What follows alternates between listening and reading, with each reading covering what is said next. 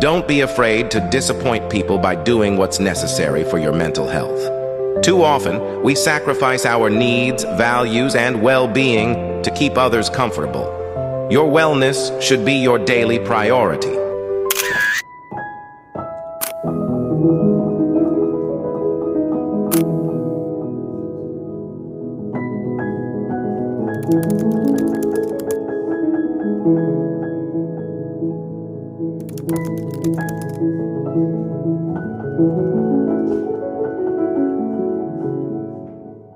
Guys and gals, tune in to a day of a single black woman doing counseling. Usually I do it on Tuesdays every week. Now I'm gonna get ready because I'm running late, yo. I'm gonna go get ready and I'm gonna talk to you guys when I'm in the car. And basically what this whole vlog is about is to let you know that you're not alone, and to just show the rawness behind counseling and how much like emotionally draining that day is, and how that it's okay to give yourself grace. Okay, yeah, so I'm gonna get ready. I'm gonna talk to you guys when I get there. Guys, in case you're wondering where I live in New Zealand, and I literally have to wake up every Tuesday and drive 30 minutes to my counseling session. Yeah, I know it's a lot, but it's worth it long term. Still uncircumcised.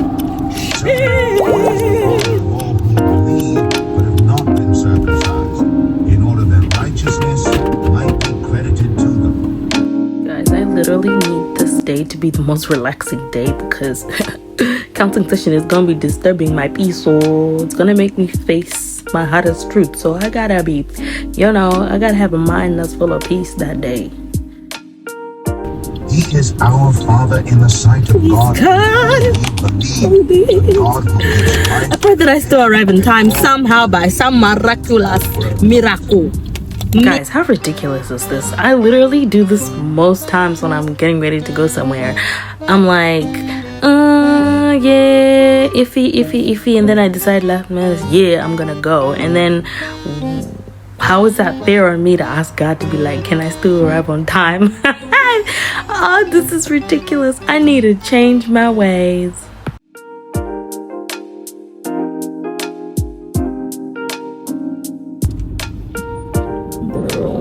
In 900 meters, turn left onto Great North Road. Badass. Look at that. They be looking bad.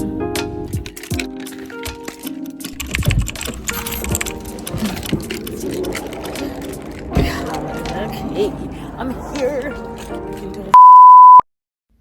I was kind of dreading coming counseling. Oh, were you?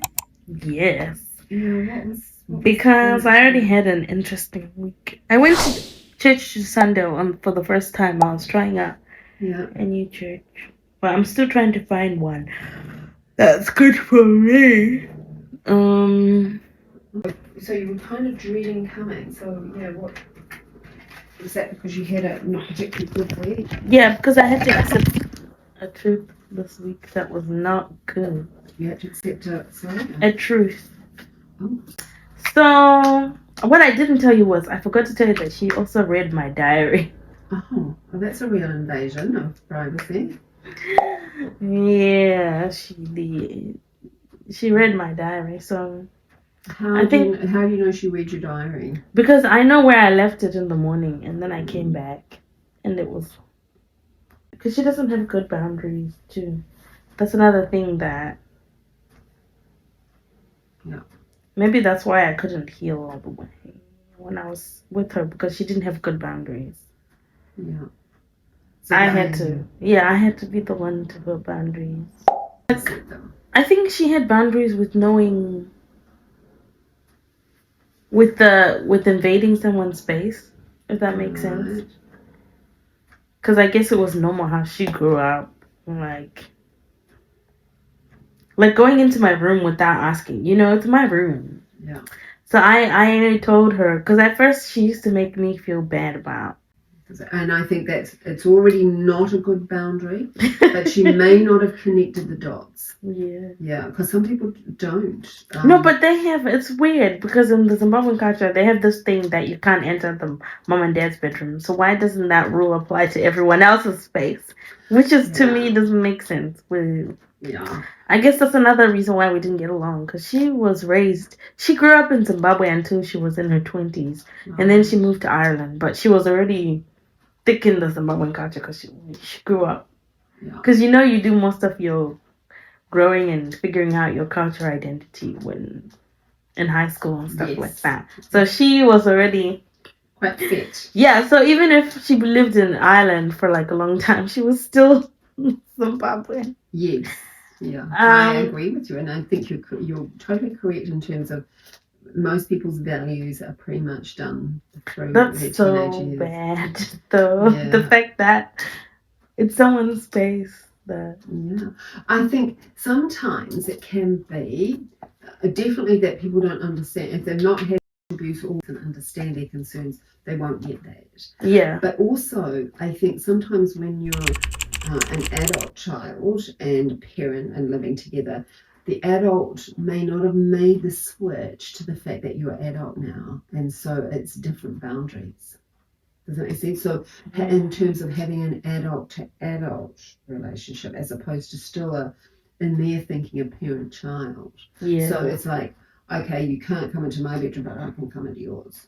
So that's still sort of feeling a little bit like. But you should teach your kids from the. I want to teach my kid from a young age that it's important to keep the space that she has. Yes. Like it's her space. Especially when because then that means if you want to have space to yourself away from people, then it's not safe because they'll just come in without recognizing that you need. It's not private. Yeah, it's no longer private. That means you no longer have a private place in your life. Yes. That was weird. Yeah. What was that like for you when you did that? What was happening to you? I felt violated. Yeah.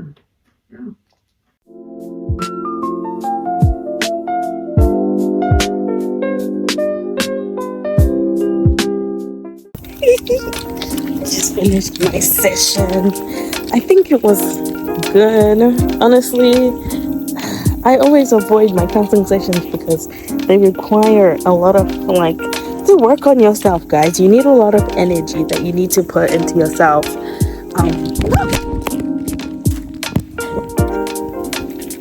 Anyway, you need a lot of energy that you need to put into the session. Honestly, I feel like I'm smiling, but right now I'm feeling like shit. I got a lot of work to do, man. Samalama ding dong, samalama ding dong, ding dong. Hey Siri, can you give me directions to 800? So I want to talk basically a little bit about what we did today in counseling and gotta take my glasses off so I can be personal, but basically we were talking about how whatever I went through when I was growing up affected the way I show up in relationships, especially when it comes to building trust and stuff like that. And also, there's an element of being raised in an African background where trust comes with title.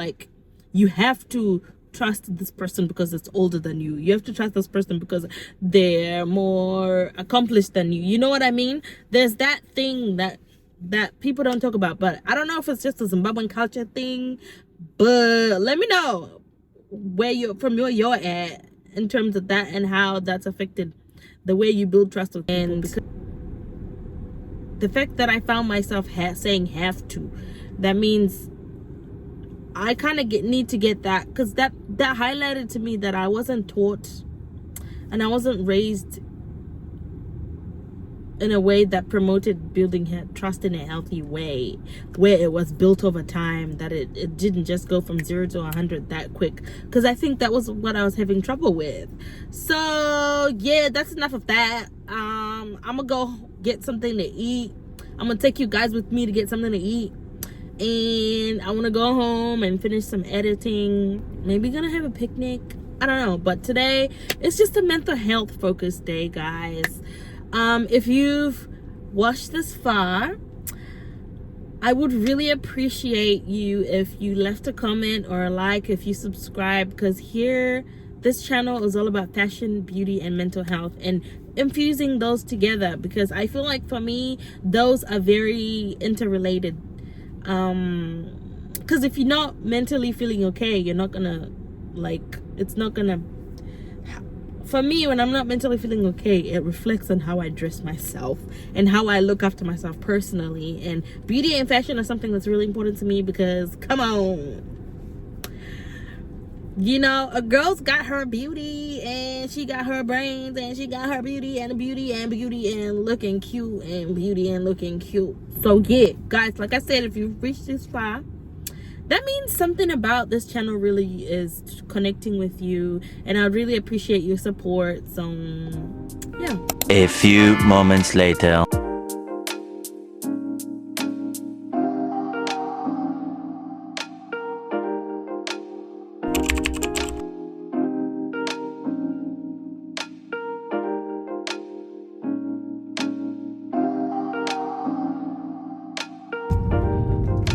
Turn right.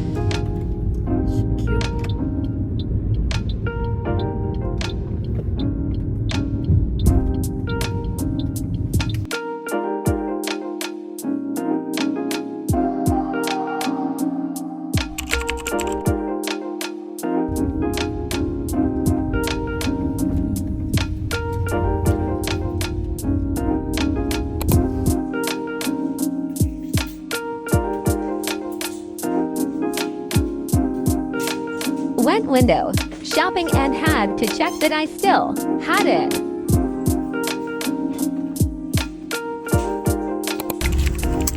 Back from the mall and I got me some food, y'all. Your girl is cultured. She knows how to use chopsticks, okay? Boom, this is the food. Yeah. It's giving what it needs to give. This is my favorite. If you guys know, fuzz tea, it's like a peach tea. But it's my favorite, man. While I finish eating, I want to talk a little bit about how, like, counseling and trauma healing and the stress that came with it kind of affected my, like, appetite for food. Because at this I was taking these antidepressants, right? I don't call them antidepressants. It's sertraline, because it helps stabilize your mood. It helps you, like, manage your PTSD better. But something that it did, it took my appetite away. So I had to learn to love food again from start. So yeah, that's why a huge portion of this video is just watching me eating food, like finally seeing myself loving food again. I was something that I thought I would never get to, because, like I said, stress, for me, when I'm stressed, I don't eat. Like, I feel full for some reason. And then because of the pills, because they took my appetite away, my body kind of forgot what it felt like to be hungry. You know, your hunger cues get kind of like confused. That's what happened to me. Yeah. Another weird thing is I was gaining weight and I didn't understand, because I was eating way less than I used to eat. Because I think my digestion was slow. That was another reason why I was on sertraline, because it actually helps you, like, digest your food. Like, the hormone connected to the mood, is it sertraline? I don't know what the name of the hormone is, but it's meant to help you, like, with digestion of food, because that's what trauma did to me. It caused me chronic indigestion, which is so much better. I go to the gym. That's why it, like, has changed. I wonder if you guys have had the same thing, if you're taking antidepressants, or if you any kind of pills to help you, or mood stabilizers. Do you think that they affected your appetite just like mine did?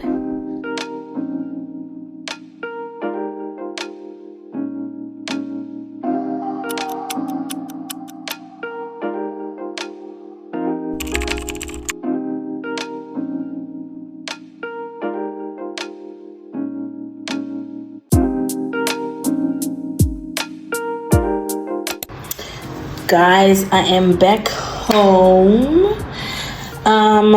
So it's around like 3 right now. So basically the plan is I'm going to cook, meal prep for the next 2 days. That's how I do it, because you know, when you're a single life, that's what single life be doing to you.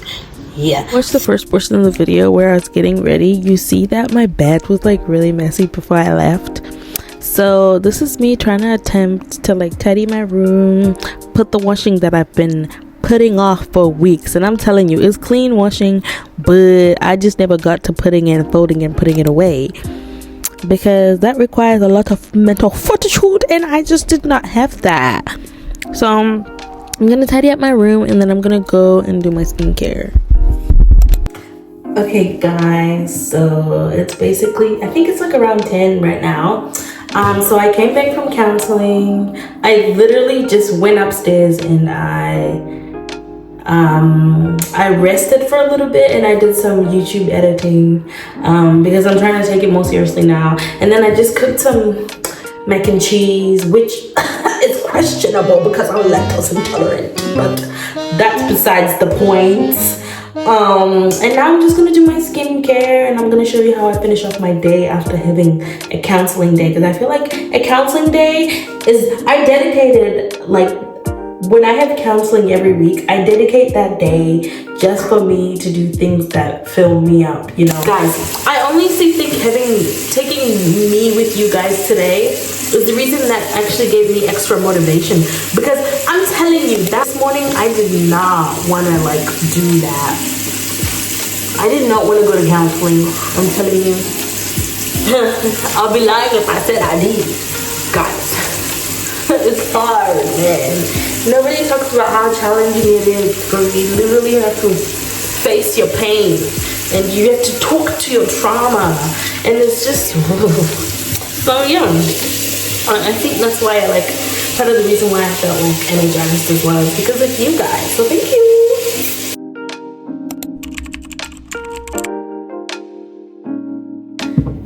When you guys go to sleep, do you put deodorant on? Because somebody said they don't. I put the roll-on on, and then when I wake up, I put an extra layer, you know, depending if I'm showering in the morning or at night or not. So, bro, yeah, I put deodorant when I go to sleep.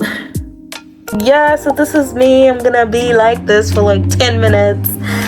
While I do that, I'm gonna be on my iPad transferring all the stuff that I've shot for today onto my iPad so I can like edit it and stuff for you guys. So yeah, the things that girls do to stay looking, you know.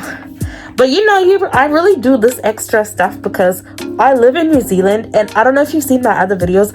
When I did my skincare, I mentioned that like the sun here, like the sun rays are much more exposed in New Zealand. That means it burns us faster, and the rays are more dangerous, and we're less protected over here than any other parts in the world. So that's why it's really important for us to wear to look after our skin, and also to wear sunscreen. So, which is why I'm doing all this extra stuff, because I ain't about to look my age, people. No sir, no ma'am.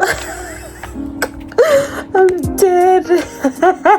3 days later.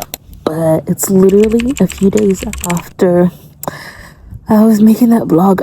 That night I was meant to like say goodbye to you guys, but I got really tired because, you know, I told you that the day was like emotionally exhausting for me, because I had to work through some of my most painful emotional baggage. But yeah, so I'm curious, guys, to know what you guys do to regulate your mental health on a daily basis or even on a weekly basis. So let me know down below, because I'm definitely trying to get ideas on how to like regulate my mental health, because I feel like people talk about mental health but we don't talk about how to regulate it. Yeah, so leave a comment down below and let me know. But that's it for now, guys, and you know what we always say, stay cool, calm, and collected, because what, ain't nobody like it, so you gotta love who you are, okay? Innovation Creation Studios.